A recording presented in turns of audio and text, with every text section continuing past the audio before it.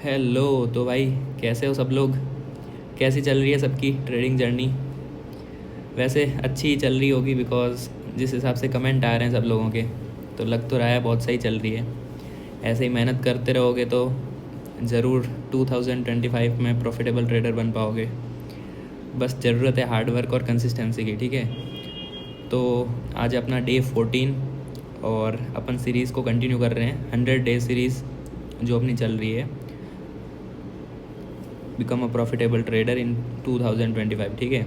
जो लोग भी नए लोग हैं उनको मैं बता दूं कि हमने बिल्कुल ज़ीरो से स्टार्ट किया था। ज़ीरो, डे ज़ीरो भी बोल सकते हो और ज़ीरो सब्सक्राइबर भी बोल सकते हो। वहाँ से 190 लोगों की फैमिली डेवलप हुई है। और जितने भी लोग जुड़े हैं भाई उनको बहुत बहुत धन्यवाद सपोर्ट और प्यार के लिए।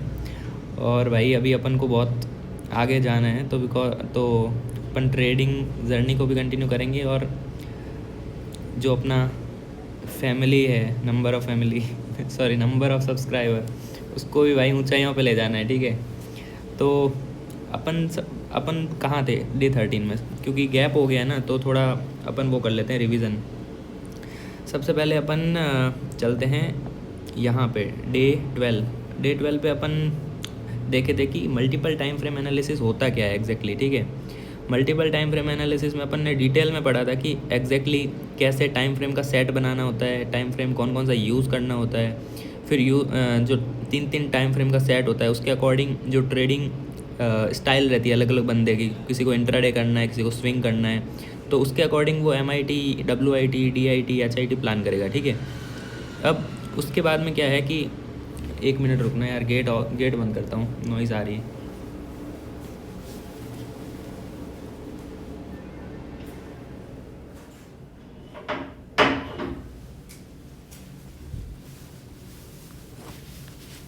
ओके, तो भाई कहाँ थे अपन?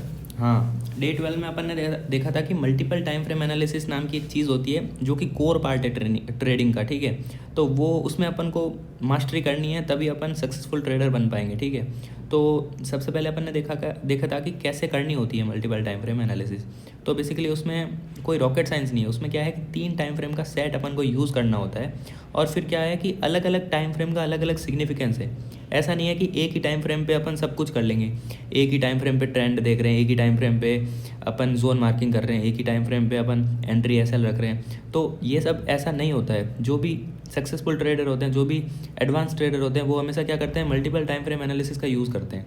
और उसकी हेल्प से वो क्या करते हैं, अलग अलग टाइम फ्रेम पे जाके अलग अलग चीज़ देखते हैं, और उन सब का जो कंक्लूज़न होता है उसके बेसिस पे वो ट्रेड लेते हैं एग्जीक्यूशन टाइम फ्रेम पे, ठीक है? तो जिन लोगों ने नहीं देखा है वो जाके भाई प्लीज़ इस वीडियो को देख के ही कंटिन्यू करो, बिकॉज अगर आप नए हो तो आपको बिल्कुल आज का वीडियो समझ नहीं आने वाला है, ठीक है? और पूरा नीचे तक देखोगे तो पूरा अपना वो डला हुआ है प्लेलिस्ट, और जाके प्लेलिस्ट भी चेकआउट कर सकते हो। 100 डे सीरीज़ का प्लेलिस्ट डला हुआ है, ठीक है? तो अभी अपन फोकस करते हैं आज की नेक्स्ट वीडियो पे। तो बेसिकली ये तो पूरा कवर कर लिया था कि कैसे मल्टीपल टाइम फ्रेम एनालिसिस करके अपन को तीनों टाइम फ्रेम का यूज़ करना है। तो उसका रिजल्ट अपन को ये मिला था देखने को कि अपन ने जैसे सबसे बड़ा टाइम फ्रेम जो होता है हायर टाइम फ्रेम, उसमें अपन क्या करते हैं, एक सप्लाई जोन और एक डिमांड जोन मार्क करना है। तो हमने MIT प्लान करी थी टाटा मोटर्स में, और ये सब कैसे मार्किंग करी है मैंने, ये पिछले वीडियोज़ में है। डे 12 में जाके देखोगे तो पूरा डिटेल में समझ आएगा कि एग्जैक्टली मैंने कैसे मार्किंग करी थी, ठीक है? तो सबसे पहले अपन ने हायर टाइम फ्रेम में जाके मंथली डिमांड जोन और मंथली सप्लाई जोन मार्क किया था, ठीक है? उसके बाद में अपन ने क्या किया था कि जो बीच का जितना भी एरिया है प्रॉक्सिमल टू प्रॉक्सिमल, अपन ने वहाँ पे बोला था रिट्रेसमेंट टूल का यूज़ करके इक्वली 3 पार्ट में डिवाइड करना होता है। बट अपन को वहाँ पे जीरोधा में रिट्रेसमेंट टूल नहीं मिला था, तो क्या किया अपन ने, ऐसे अंदाजे से अपन ने 2 लाइनें बीच में ड्रॉ करी और एक लाइन ऊपर एक लाइन नीचे, तो ये इक्वल 3 पार्ट में डिवाइड हो गया। अब अपन ने देखा था कि करंट मार्केट प्राइस जिस एरिया में है उसके अकॉर्डिंग अपना प्लान ऑफ एक्शन होगा। करंट मार्केट प्राइस अपन जब मार्क कर रहे थे तो वो लो ऑन द कर्व में थी, और लो ऑन द कर्व में अपना प्लान ऑफ एक्शन जो होता है वो होता है buying, not definitely by, only buying. अगर यहाँ होता है very low on the curve तो होता है डेफिनेटली बाई, ठीक है?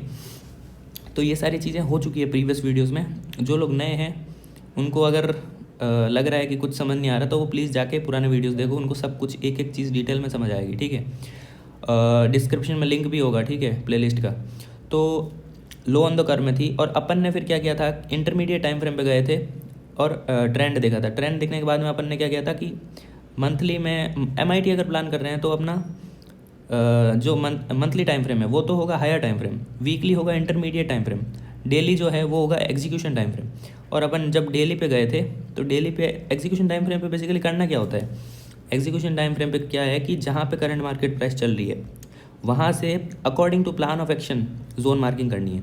अब जैसे बाइंग का है तो सिर्फ डिमांड जोन ड्रॉ करने, ऐसा नहीं है कि वहाँ पे एग्जीक्यूशन में भी डिमांड सप्लाई दोनों ड्रॉ कर रहे हो, ऐसा नहीं है। जो तुम्हारा प्लान ऑफ एक्शन है उसके अकॉर्डिंग तुम्हें ड्रॉ करना है। तो अपन ने क्या किया था कि अपना प्लान ऑफ एक्शन था बाइंग, तो अपन ने डिमांड जोन ड्रॉ किए थे। तो यहाँ पे ध्यान से देखोगे तो जब वीडियो बना रहे थे तब तक यहाँ इतना जो प्राइस एक्शन है वो बन चुका था। अगर आप प्रीवियस वीडियोस में जाके देखोगे, दिखाई देता हूँ क्योंकि कुछ लोगों को लगेगा कि वेलकम बैक दोस्तों। 2025 की शुरुआत स्टॉक मार्केट के लिए कुछ खास नहीं रही। काफी स्टॉक्स के प्राइस नीचे आ गए हैं और मार्केट में ऐसे प्यार रहे इतना एंटर किया और फिर यहाँ से ही प्राइस ने, ये देखो ध्यान से, इतना जो प्राइस सेक्शन है वो बन चुका था जब अपन ये वीडियो बना रहे थे डे 13 का, ठीक है। अभी कुछ और नया प्राइस सेक्शन भी बन चुका है, तो वो अपन देखेंगे कि क्या अपन ने जो मार्किंग करी थी उस दिन उसके बेसिस पे प्राइस चली है या फिर अपने प्लान के अकॉर्डिंग नहीं चली है। वो चीज़ आज डिस्कस करने वाले हैं, बिकॉज ड्राइंग तो अपन ने पहले बना दी थी ना। ये इस चीज़ का प्रूफ भी है कि 6 दिन पहले वीडियो डाल चुका हूँ मैं ये। तो इसके आगे क्या प्राइस सेक्शन बना है, अपने प्लान के अकॉर्डिंग बना है या नहीं बना है, डिमांड जोन कैसे चला है, नहीं चला है तो कैसे नहीं चला है, तो सारी चीज़ें आज देखने वाले हैं, ठीक है। तो बेसिकली हुआ ये कि जिस दिन अपन वीडियो बना रहे थे डे 13 का, तो उस दिन प्राइस जस्ट जो डेली डिमांड जोन है उसकी डिजिटल लाइन को जस्ट हिट करके पुल बैक ले रही थी, ठीक है। तो अगर आप देखोगे डेली टाइम फ्रेम पे तो आपको लगेगा कि ये तो ऐसा हिट हो गया है, बट एक चीज़ ध्यान रखना कि जब अपन इंट्राडे में प्लान करते हैं ना तो हमेशा हमेशा DIT या HIT प्लान करते हैं। DIT और HIT का मतलब होता है कि आपका एग्जीक्यूशन जो है वो लोअर टाइम फ्रेम होगा, बहुत छोटे टाइम फ्रेम पे होगा। तो अगर आप देखोगे कि ये जो जोन है डिमांड जोन 1, ये demand zone 2, daily demand zone 1 को अगर लोकेशन मानते हो, ध्यान से सुनो मैं वर्ड्स क्या यूज़ कर रहा हूँ।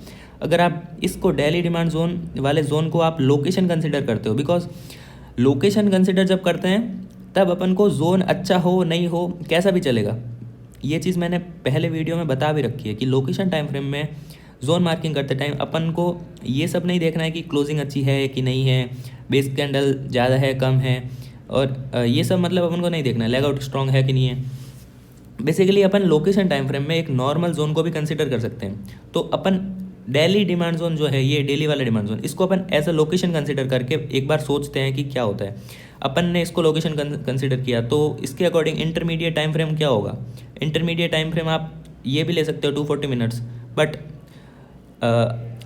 जैसे मतलब इजी जैसे दिया रहता है ना इसमें जीरो था में, उसके अकॉर्डिंग आप 4 घंटे ले सकते हो, कोई दिक्कत नहीं है। उसके बाद में आप एग्जीक्यूशन क्या लोगे, एग्जीक्यूशन 1 आवर भी ले सकते हो, 15 मिनट भी ले सकते हो। अब कुछ लोगों को कन्फ्यूजन हो रहा होगा कि अपन ने उस दिन पढ़ा था उसके अकॉर्डिंग थोड़ा ऐसा हो रहा है, डिफरेंस हो रहा है। तो सबसे ईजी यही है कि अगर डेली आपका वो है लोकेशन है तो आप ट्राई करो कि 60 मिनट है उसमें आप ले लो 60 मिनट की जगह 75 लोगे तो और अच्छा रहेगा, 75 ले लो। उसके नीचे जाओ और 15 मिनट, मतलब एक ट्रायो बनाना है बेसिकली आपको, डिक्रीजिंग ऑर्डर में, सबसे बड़ा फिर छोटा फिर उससे भी छोटा। तो अपन अभी के लिए 4 आवर में देखते हैं तो क्या सीन है। तो ये वाला डेली डिमांड जोन था, उसमें अपन को एक और रिफाइन जोन मिल गया। कि रिफाइन जोन कैसे मिला, इसको मैं मार्क करता हूँ अभी।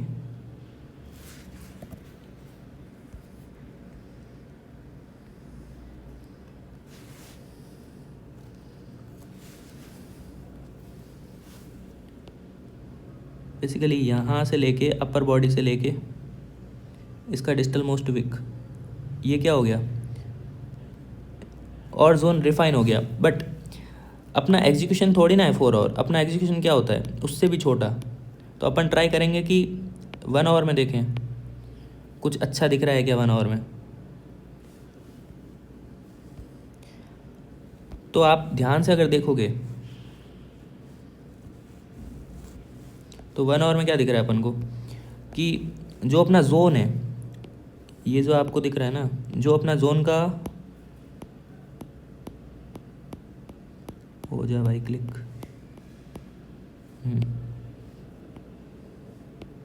जो अपना जोन है ये यहाँ से लेके यहाँ तक तो डेली का डिमांड जोन है। उसके अंदर अपन ने 4 घंटे के टाइम फ्रेम में जाके ये वाला और रिफाइन किया। उसके बाद में देखोगे तो अपन आए 1 आवर टाइम फ्रेम पे। 1 आवर टाइम फ्रेम पे आप देखोगे तो आपको दिखेगा कि ये जो विक पार्ट है, ये और ये छोटा छोटा, ये विक पार्ट जो है अपन कंसिडर करना मिस कर दिए हैं, बिकॉज अपन हायर टाइम फ्रेम पे देख रहे थे। छोटे टाइम फ्रेम पे आके देखेंगे तभी तो एग्जैक्टली पता चलेगा जोन का रिफाइनमेंट की कहाँ से कहाँ तक एग्जैक्टली जोन है। तो हमेशा डिजिटल लाइन अपन लेते हैं डिजिटल मोस्ट विक तक, तो उसके अकॉर्डिंग तो डिजिटल मोस्ट यहाँ आनी चाहिए अगर अपन एग्जीक्यूशन 1 आवर पे प्लान कर रहे हैं। तो ध्यान से देखोगे तो अगर मैं एक हॉरिजॉन्टल लाइन मार्क करता हूँ यहाँ पे, तो अब ये देखो कि ये जोन चला है या SL हुआ है, तब आपको पता चलेगा कि एग्जैक्टली कैसे प्राइस एक्शन चला है। तो सबसे पहले तो मैं बता दूं कि इतना जो प्राइस एक्शन है, इतना प्राइस एक्शन हो चुका था इस वाले दिन, जिस दिन अपन वीडियो बना रहे थे पुराना वाला, ये देख रहे हो। उसके बाद में क्या हुआ है, प्राइस प्रॉपर 749 से लेके 775 प्लस गई है। तो मतलब 25-26 रुपये का मूवमेंट आया है अगले 2 कैंडल में, ठीक है। तो और इसको आप 15 मिनट में देखोगे तो और पता चलेगा कि कितनी देर में अपन को रिवॉर्ड मिला है बेसिकली।